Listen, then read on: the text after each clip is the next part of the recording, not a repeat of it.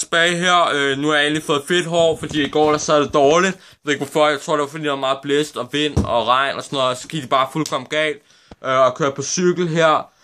Og jeg ved ikke, jeg er bare bange for edderkopper.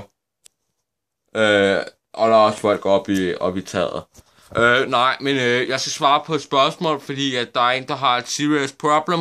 Jeg sagde, at jeg ikke ville være sådan en, der svarede på alle mulige spørgsmål, men ham her, han har serious props. Ja, det lyder sådan her.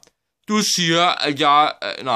siger, at det gør en moden at drikke kaffe. Hvad gør man, hvis man ikke kan lide det? Først og fremmest, det gør ikke en moden, det gør en mere moden. Men hvis du gerne vil have skridt på vejen og drikke kaffe,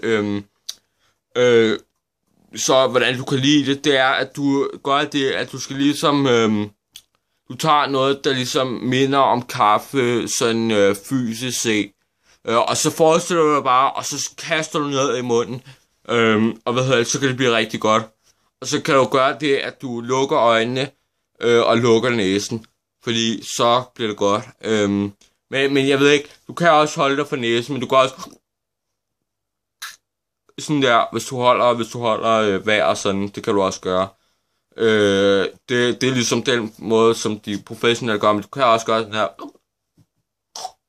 Det kan du gøre, og så husk at lukke øjnene, så hvis jeg gør det på siden, så er det sådan her. Så sådan vil jeg have, du skal gøre det, eller sådan kan du gøre det. Og en anden ting, han hedder Pig Johan, du hedder Pig Johan.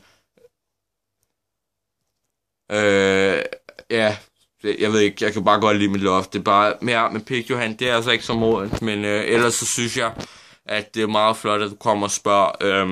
Men det var alt for den her video, og jeg håber, at du kunne lide den. Jeg håber, du kunne få svar på et spørgsmål. Så bare op på næsten, luk øjnene, og så der. Og det er bare, du skal gøre, så ja, vi ses. Jeg håber, du kunne lide den. Ja, hej.